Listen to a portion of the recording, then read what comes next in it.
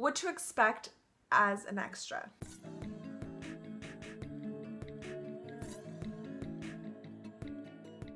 My name is Belgica and I'm an actress in the San Francisco Bay Area, and I make acting related videos that go up every Monday and Thursday at 7 a.m. And today I wanted to talk about what to expect on set as an extra. From start to finish, from before you even get on set, how you get all your information, all the way till you get wrapped and you finally get to go home. You should expect to have been miscommunicated to, even if it is a large set, or sometimes especially if it's a large set, you can be miscommunicated to because there's going to be so many people. I have been an extra here in the Bay Area in SAG-AFTRA, big film and TV shows.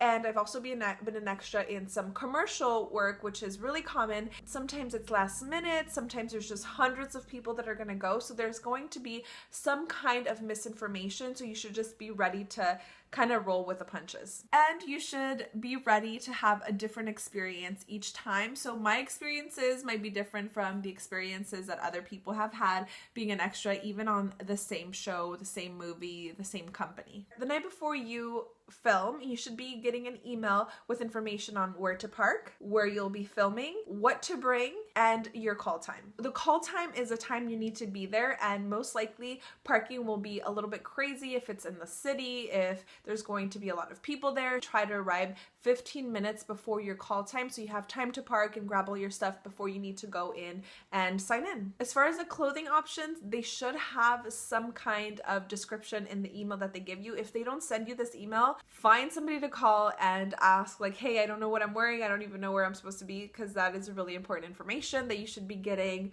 the night before, sometimes the morning of, if your call time is going to be in the afternoon or night. And as far as the clothing, I'm going to be making a whole nother video about what kind of options to bring, because you do not need to bring a whole suitcase full of clothing. Usually they'll ask you to bring 2 to 3 different options, and I'm going to help you out with that in another video. Expect to be fed. It just depends a lot on the budget of the film, the organization, sometimes the amount of people that are there.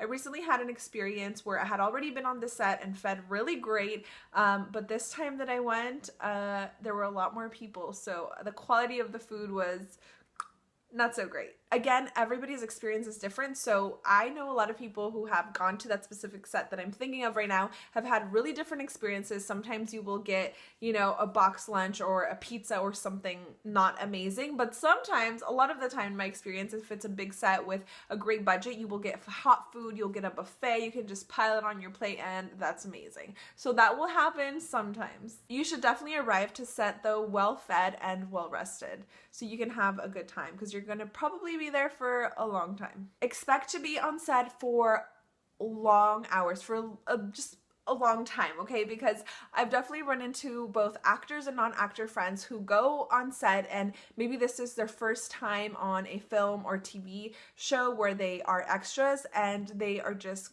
going crazy because they haven't gone on set.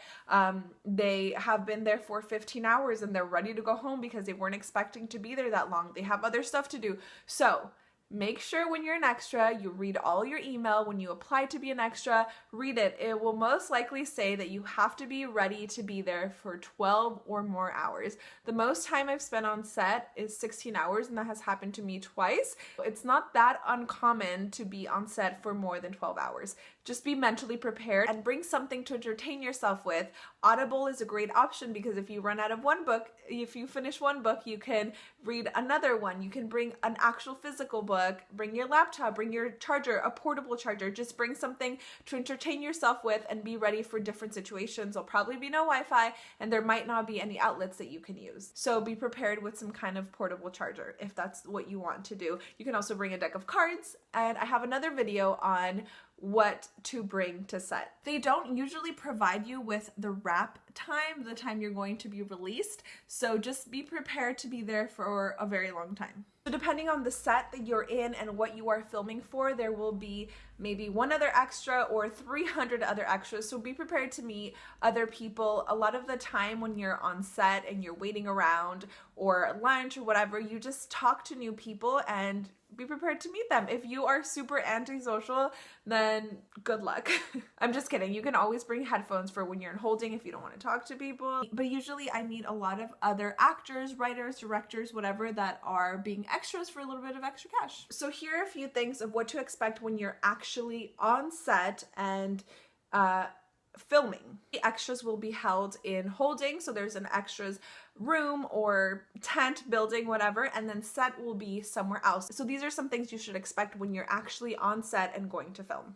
Expect to not be seen on camera. You might be seen in the background, blurry, whatever, but you should probably expect not to be recognized from this gig, and definitely no lines. It's happened to me one time when I was an extra for a commercial shoot where a line was added to my character, my extra role. Definitely expect to be quiet in between takes. If you're on set, other people are trying to work and get the next take ready, the next scene ready, so just be quiet in between takes, and of course super quiet during the takes. When they say pantomime, that means you go, not that you're whispering, but you're pantomiming, which is no sound coming out of you. They still want you to act and pretend you're having a good time or whatever, but not make a noise, because that's going to mess up their audio, and then they're going to have to do the shot over and over and over again until they get one that they think might work. Late lunch. When you're on set, sometimes you get trapped there for a long time. Even if your email says, hey, you're going to be fed 5 to 6 hours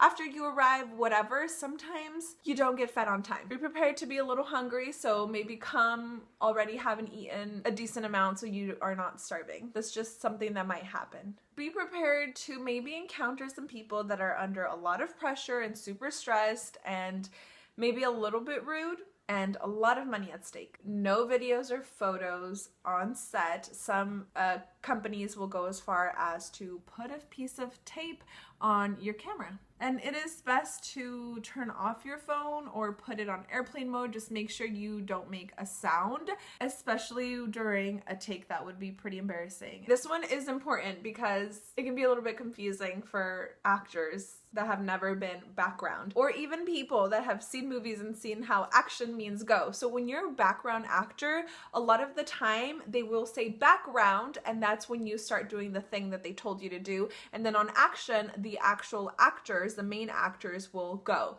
So don't wait for action unless they tell you to. Background is usually when the background actors or extras do their thing. All right, so now for payment. Payment is super important, right? That's probably why we're doing this, for experience, to meet other people and make some money. If it's the first time you're working with this company, you should bring your social security card, ID, or your passport to verify that you are legally able to work in this specific country. And it will be really important, because if you don't provide them with that, they won't be able to pay you. When should you expect your payment? Some really organized, really big sets can get you the payment as early as a week. Some of them will take more time, so you should just check your local laws, your state laws, and see when it is when they are legally binded to provide you with the money they promised. And this is a really, really important tip to just protect your time and protect you. If it's a smaller set and they didn't already tell you what the overtime rate is, you should definitely ask them and have an email confirmation, because sometimes smaller companies will tell you, okay, we need you as an extra for 6 hours and we're going to pay you $200. Okay, well, they hired you for 6 hours for $200. So if they have you there, 30 minutes, an hour over, several hours over, you should know what they're going to pay you on top of that, just so they can be prepared and you can be prepared and you can protect yourself. That's all the things I think that you should expect on a set, whether it be a big set or a small set. If there's anything I forgot, I'll make a part 2 to the video. If you got something for me, go ahead and put it down in the comments. This week's feature actually goes out to Backstage. They are a really helpful channel and I think you guys would benefit from it. If you would like to be featured on my next video, make sure you're subscribed, like this video, and comment if you've ever been an extra. Make sure to include a little film camera emoji so that I know you want to be featured. Thank you guys so much for watching, and be sure to like and subscribe.